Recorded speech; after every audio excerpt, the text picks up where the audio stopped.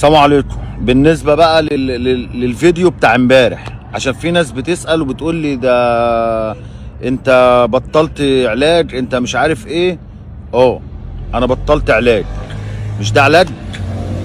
واخد منه جرعات بسيطه اهي واخد منه جرعات بسيطه، ملوش اي تلاتة لازمه عندي. خلاص اهو. مش ده علاج؟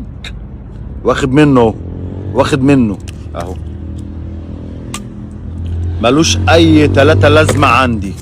مش ده علاج؟ اهو اهو. ده العلاج اللي انا كنت باخده. مش عايز علاجات ولا عايز نيلة. اهو ده العلاج اهو ده العلاج اهو. واخد منه كنت ماشي عليه بعد البراشيم، بعد ما الدكاترة غلبوا معايا قالوا لي لا انت خلاص كده البرشام بالنسبه لك انت كده خلاص. اهو واخد منه اهو ده علاج اهو. اكسره هيعورني بس اهو. شنطه العلاج. الدكتور ده خط ايده، ده اسم انا. مش عايز اظهر اسمه عشان ما يبقاش فيها مساءله قانونيه عليا. الدكتور ده اكبر دكتور في مصر. عشان تروح له لو انت فقير محتاج تاخد سنه، لو انت مش فقير محتاج تاخد 6 شهور ولا 5 شهور عشان تقابله. لو معاك واسطة تقابله في خلال شهر. اول ما رحت له بالبراشيم قال لي لا انا مش بتاع علاج، ارمي كل ده يابا، انا ماليش في العلاج، انت تاخد انسولين. مشيت على الانسولين، قال لي امشي عليه شهر. اداني جرعتين، كل جرعة عكس التانية. لما سألته ليه قال لي عشان ما تاخدش عليه. رحت له بعد شهر ومعايا التحاليل بتاعتي ومعايا كل حاجه. لما جيت مشيت عليه شهر ورحت له قال لي لا امشي شهرين تاني. انا مش عايز اسمه يظهر عشان ما تحصليش انا مشكله. العلاج انا بشتري السم بايديا وبشتري العلاج بايديا. انا مشيت على نظام الاشرار. الناس اللي فاهمه والناس اللي كانت بتهزر والناس اللي كانت بتضحك وعارفه انا ليه بقول كده، عشان خاطر في انظمه تانية بتزعل. انا بعمل كده لله. الحمد لله بفضل الله انا مرتاح وخفيت من غير علاج. خفيت عشان بس خفيت الاكل، قفلت بقي عن الاكل. انا ولا عايز شهره ولا عايز نيله. انا عايز ارحم الناس اللي تعبت زي مش الشكشكه في دراعها والشكشكه في رجليها والشكشكه في بطنها. احنا تعبنا من الشكشكه وكنا فاكرين في الاول وفي الاخر ان ده علاج. 40 سنه باكل وما متش. خدت علاج وخدت كل حاجه وما متش. ولما هاجي ابطل شويه اكل هموت. يعني انا لما ابطل الاكل هموت؟ الحمد لله. انا ماشي الوقت على النظام الاشرار. انا سميته الاشرار عشان بصراحه ربنا في ناس مش جايه على هواها غير الاشرار. انما انا لو مت بقى، يعني لو انا مت فانا هبقى ميت موتة ربنا، مش هبقى ميت بنظام اشرار ولا ابطال لا لا لا لا. لو انا مت هبقى ميت بارادة ربنا رايد لي ان انا اموت. لكن انا علاج انا مش هاخد. والحمد لله مرتاح وخسيت. في فيديوهات ليا على الصفحه بتاعتي قديمه كنت ملغلغ، كنت بسند على كرشي. دلوقتي مفيش كرش، كنت بسند بقعد كده بسند، عندي حاجه كده بسند عليها. انما دلوقتي الحمد لله. ربنا يرحمه ويسامحه ويجعل مسواه الجنه وتكون صدقه جاريه عليه. الحمد لله بفضل الله. السلام عليكم. اللايف ده متاخر، مش مهم عندي يكون في حد الناس شايفه كتير او مش شايفه، بس انا هعمل مفاجاه هتشوفوها بقى كده على ارض الواقع، عشان ما يبقاش فيديو مسجل. فانا على اللايف عشان في افكار كده وفي كلام لازم لازم حد يطلع من الناس العلماء والناس الحجة والناس اللي فاهمة تطلع ايه تفهمنا ايه الموضوع على غفلة. لازم الناس تفهمنا ايه الموضوع.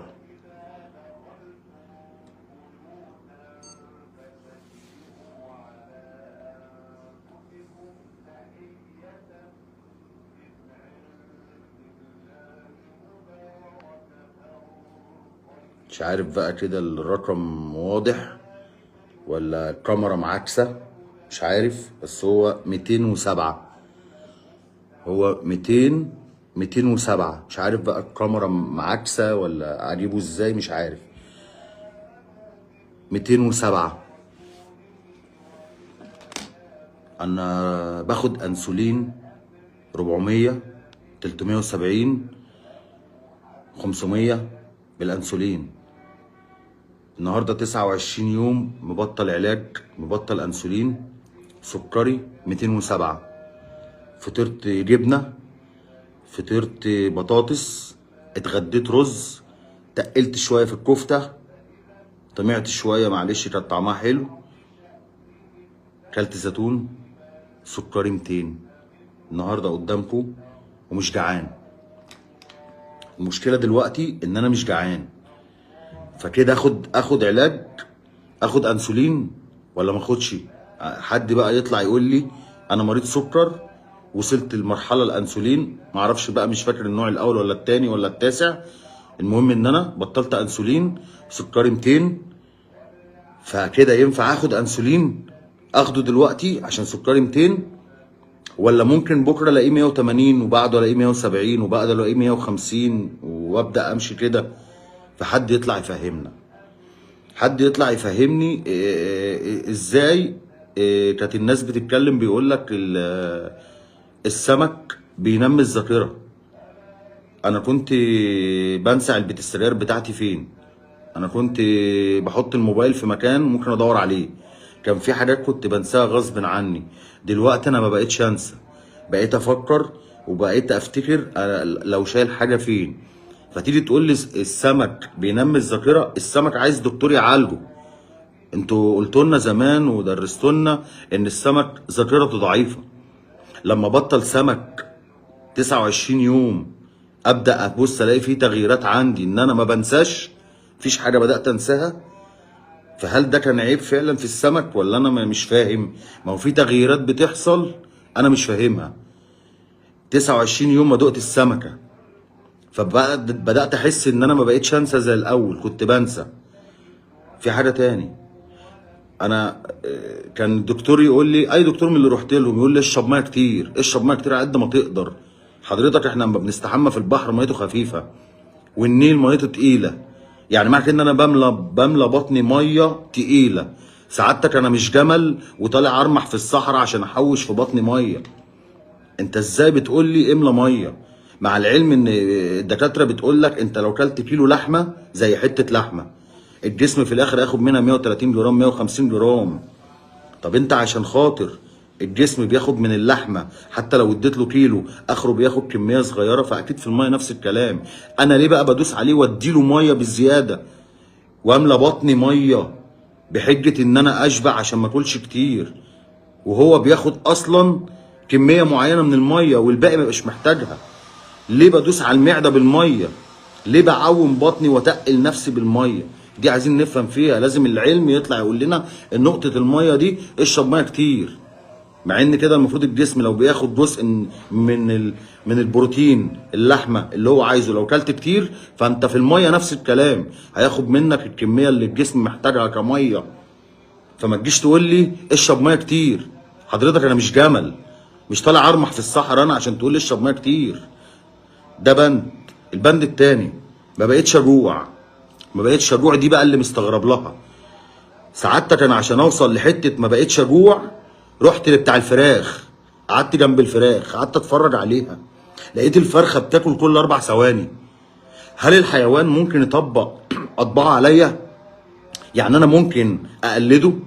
لو عشت مع حيوان ممكن اقلده؟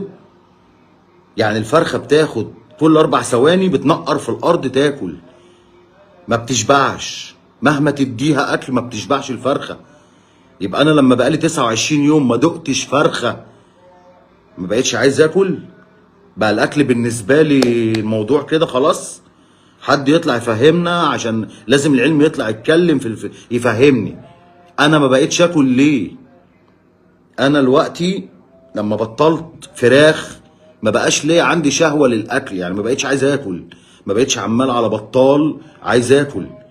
انا النهارده فطران بطاطس، جبنه مثلثات، زيتون، طبق رز في الغدا، شويه كفته، وطمعت في الكفته كمان، يعني ده انا اكلت وطمعت. يعني لو كنت كلت على قدي كان سكري دلوقتي يبقى 160. عايز ناخد انسولين ولا بطل؟ ففهمني حد من الناس اللي فاهمه، الناس اللي دارسه. لو العلم محتاج تحديث يا جدعان حدثوه، انما كده انا مبقتش فاهم. ما بقتش فاهم ان انا ما بقتش اقوم من احلى نوم اخش الحمام واجري عليه. ما بقتش فاهم ان انا بعمل في اليوم 3 مرات حمام ميه.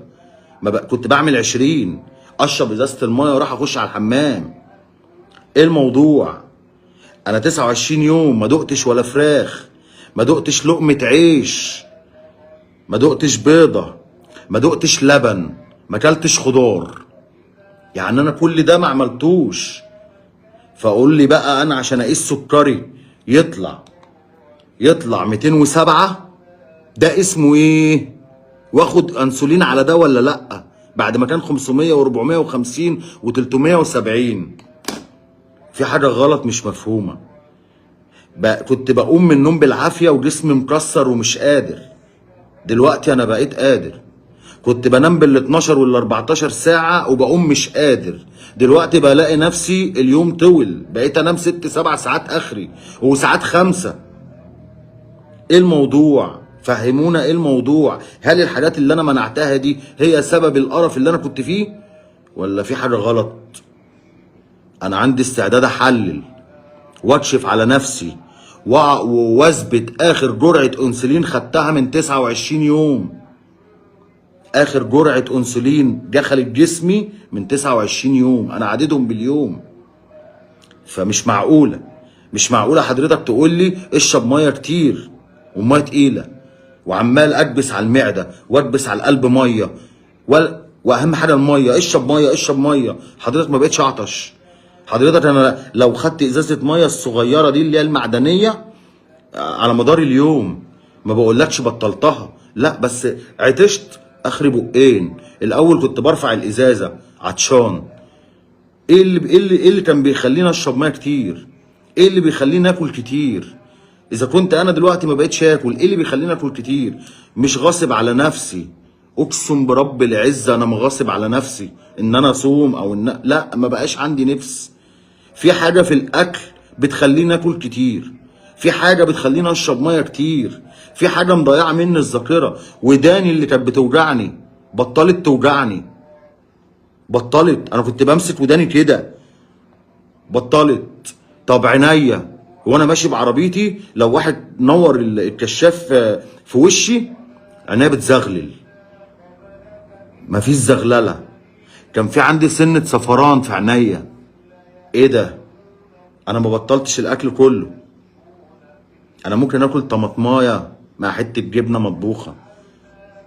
حد يطلع يفهمنا يا جدعان، اتقوا ربنا في الناس. حد يطلع من اهل العلم، من اهل الدكاتره اللي عندهم ضمير، يطلع يقول انا موجود اهو وعندي سداد اعمل تحليل واثبت ان انا اخر انسولين خدته من 29 يوم.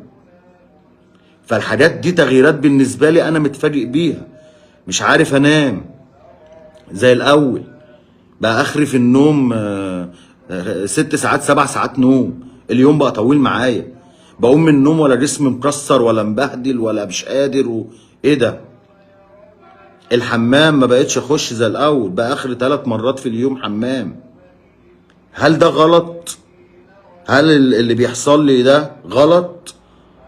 حد بقى يعني انا بتكلم عشان كل واحد خد سكر، كل واحد خد دواء سكر وخد حقن وشكشكه، يرحم نفسه. انت في ايديك تعالج نفسك، وفي ايديك تمرض نفسك، وفي ايديك تبهدل نفسك وتصرف فلوسك وتصرف نص مرتبك وتطلع وتشتغل وتشقى عشان تاخد علاج، وانت اصلا في ايديك تعالج نفسك.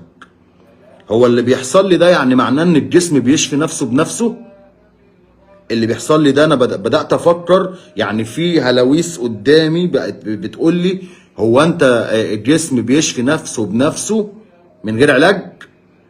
يعني انا كنت بنام بال 14 ساعه، دلوقتي بنام 6 ساعات لوحدي من غير علاج. عينيا كانت بتزغلل، رجعت ما بتزغللش لوحدي.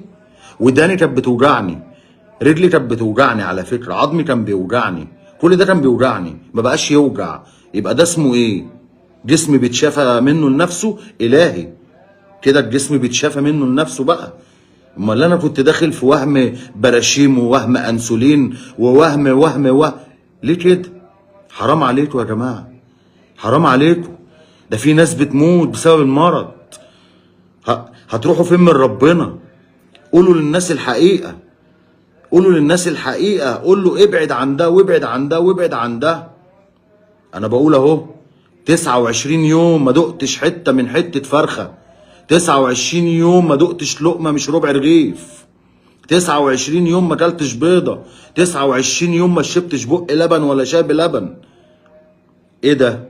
بشرب شاي احمر لغايه دلوقتي لسه ما بطلتوش، لسه لغايه دلوقتي بشرب شاي احمر عادي ما بطلتوش. ما قلتش اشرب بقى شاي اخضر ولا مبطل الشاي. السكر اهو بحط سكر في الشاي. اقسم بالله امبارح واكل حته قد كده قد كده قد كده حلاوه طحينيه. ايه ده يا جدعان؟ في حاجه مش مفهومه. الجسم بيشفي نفسه بنفسه ولا ايه الموضوع؟ انا على استعداد ان انا اعمل تحليل واثبت ان انا ما دخل جسمي جرعه انسولين الا من 29 يوم. نوم ما بقتش انام، كسل ما بقاش فيه، خمول ما بقاش فيه، صداع ما بقى، حتى الصداع ده انا مستغرب. قصه الصداع دي بقى اللي جايبالي كرولو في دماغي. يعني عايز صداع عشان اخد برشام، مش عارف اخد صداع. ايه ده؟ بقول لك رحت قعدت جنب الفرخه عايز اشوف الفرخه دي بتعمل ايه، لقيتها بتاكل كل 4 ثواني، كل 4 ثواني بتحط بقها في الارض. هل الحيوان ممكن يطبق عليا حياته؟ يعني انا لو قعدت جنبه ممكن اقلده واعمل زيه، ما بالك لو كلته؟ لو انا كلت الحيوان ده ممكن فعلا لحمه يأثر فيا؟ يعني ممكن اكون باكل كتير عشان الفراخ او الفرخه بتاكل كتير فانا بقلدها، او جيناتها اثرت عليا فغصب عني بقيت اكل كتير. انا عايز حد بقى يطلع من العلم يفهمنا، عشان انا ما بقيتش فاهم. انا اللي بيحصل معايا، التغييرات اللي بتحصل معايا دي، وفي خلال 29 يوم بقى في حاجات في دماغي عايز اسال فيها، محتاج حد يرد. ده لو عرف يرد اصلا. زي الميه كده، انت ليه بتقول لي اشرب ميه كتير وانا اصلا النهارده ما شربتش غير، ما كملتش ازازه صغيره، مش عطشان. يعني انا لو عطشان هشرب، مش عايز اكل، مش عايز، مفيش الاكل مش جاي، مش عايز اكل. ازاي انا كنت على طول باكل عمال على بطال؟ يعني جعان مش جعان لازم اقعد اكل، لازم.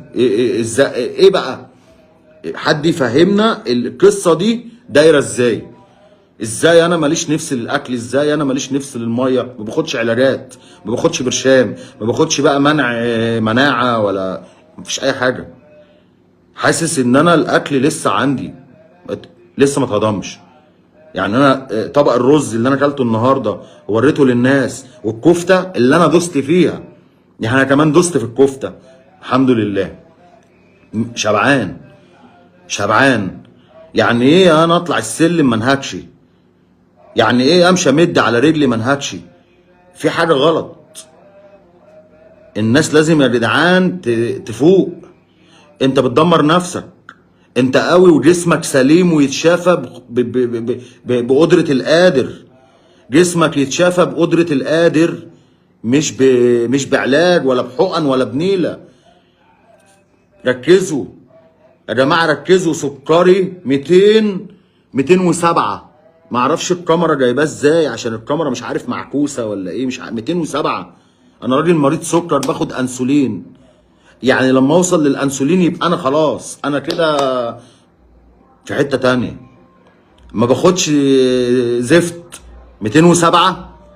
طب يا دكتور يا ريت يوصل لك الفيديو، يعني يا ريت يا جماعه تشيروا الكلام ده عشان يوصل للدكاتره ويطلعوا يردوا عليا.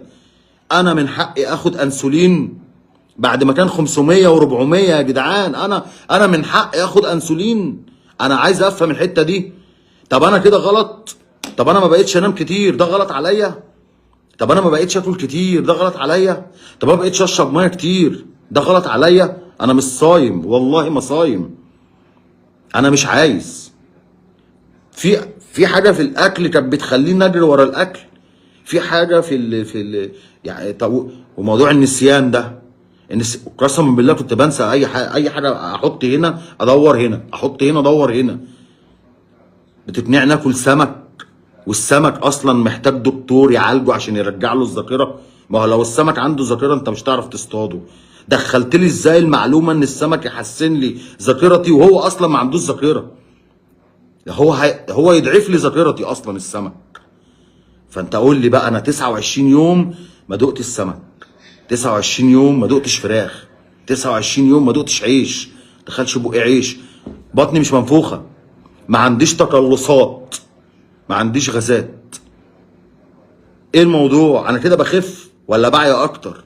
فهمونا بقى والنبي، فهمونا، انا كده بخف ولا بعيا اكتر؟ لو انت قلت اقنعتني ان انا كده بعيا، انا هنزل اشتري انسولين واخده قدام الناس كلها واقول هو ده الشافي المعافي. بس اقنعني من واحد بينام 14 ساعه بقى ينام 6 7. اقنعني من واحد عينيه كانت بتزغلل لو كشاف نور ضرب في وشه بقى الحمد لله بقيت ابص في الكشاف عادي. اقنعني بواحد كانت ودانه بايظه كل شويه يجيب سلكه ويدعك ما بقتش هدعك. اقنعوني يا جدعان، عشان عظمي كان بيوجعني ما بقاش يوجعني. ليه كده انا بخف؟ للناس اللي بتقول ما ينفعش تسيب الانسولين الا لما تروح لدكتور، ولما الدكتور يقول لك وينزل لك الجرعه، اوديني ثبت لك على اللايف مش فيديو مسجل عشان ما تقولش. والنهارده انا فاطر قدامك، فاطر ومتغدي قدامك، وسكري 200 وفي 29 يوم، وبقول لك انا النهارده افتريت في الكفته. يعني انا زودت سباعين زياده، ما كنتش عايزه بس كانت عجباني. يعني برضو فيا خصله هعدلها، مش هطوع نفسي. فانت النهارده اللي بيحصل لي ده كده انا بخف، ولا كده انا محتاج انسولين ومحتاج ادويه ومحتاج اشرب ميه كتير؟ افهم بقى الحته دي. اشرب ميه كتير، ميه تقيله، الميه تقيله بكبس بيها معدتي وبكبس بيها قلبي وبكبس بيها الكلى، وبكبس وبكبس وبكبس وبكبس وبكبس وبمشي زي الحامل، عشان الدكتور قال لي اشرب ميه كتير. طب وبعد ما اشرب ميه كتير وايه اصلا اللي بيخليني اشرب ميه كتير؟ يعني 29 يوم انا مركز في موضوع الميه، ما بقتش عطشان، ايه اللي مخليني اشرب ميه كتير؟ ولو انت بتيجي تقول لي الجسم ليه معدل بروتين معين بياخده، فالبروتين لازم يبقى ماشي على الميه وعلى الشاي وعلى القهوه وعلى اللحمه وعلى كل حاجه، ولا هو البروتين بس على اللحوم؟ فهمني بقى الحته دي لان انا مش مستوعبها. انا هدي لجسمي بقين ميه هياخد منهم قد ايه، وهيرمي من البقين قد ايه، وهشرب 4 ازاز ميه هياخد منهم قد ايه؟ يبقى انت ليه بتخليني احمل على معدتي وعلى كبدي وعلى كلى وعلى بديله ميه تقيله؟ سعادتك لما بتنزل البحر الميه خفيفه، لما بتنزل النيل الميه تقيله، متعرفش تعوم، متعرفش في ايه؟ وحته ان انا ممكن اطبق اطباع الحيوان من غير ما اقصد ومن غير ما اخد بالي، دي لازم تقول لي عليها، لازم تفهمني. انا ممكن اجيب حيوان واقعد جنبه في اوضه واشوف انا هوصل معاه لايه، اشوف هعمل زيه ولا لا. فلو فعلا الحيوان لو انا عاشرته وقعدت جنبه ممكن اقلده في بعض من اطباعه، ما بالك بقى لو كلته؟ هبقى زيه. ده اللي انا حاسه. كلام بقى مجانين، ناس تطلع تقول لك ده مش عارف هو بيقول ايه، زي اللي كده كتب قال لك في 60,000 ده يغور، امثاله هي اللي هتضيع مش عارف ايه وهي اللي هتخرب ايه. لا يابا، انا اتعالجت وهتعالج بفضل الله وباذن ربنا، لان انا اللي بدمر نفسي. اي حد بيشوفني دلوقتي واي حد، انا عايز الكلام ده يوصل للدكاتره والعلماء ويطلعوا يردوا انا بشرب ميه كتير ليه؟ ليه انت بتقول لي اشرب ميه؟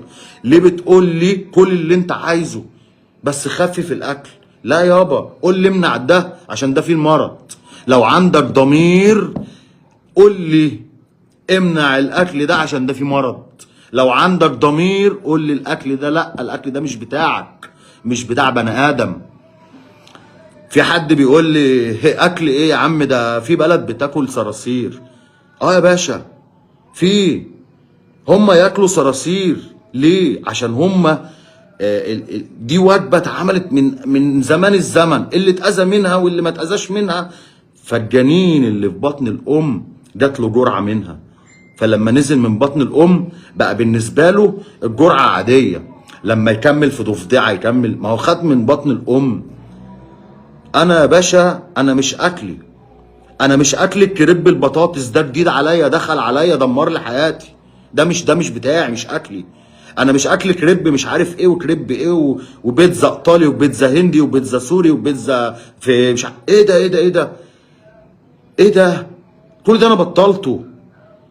ده مش بتاع انا، ده بتاع صحابه اللي اخترعوه، اللي هم عايشين عليه واللي هم مظبوطين عليه. انا دخل لي اكل غريب ليه كده؟ لازم يطلع حد يقول لي، يرد عليا، يقول لي انا بطلت اكلي ليه؟ انا مش جعان، انا بطلت اكلي ليه؟ بطلت اشرب ميه كتير ليه؟ حد يطلع يقول لي. بقيت افتكر حاجات كنت بنساها، احط حاجه هنا انساها، احط حاجه هنا انساها، دلوقتي بقيتش انسى. حد يقول لي بقى ده ايه؟ جسمي وداني وعظمي بقاش يوجعني، حد يقول لي ليه؟ يا رب اللي يشوف الفيديو دوت يوصله، عشان عايز رد. هل فعلا انا بتكلم صح ولا بتكلم غلط؟ دمتم على خير.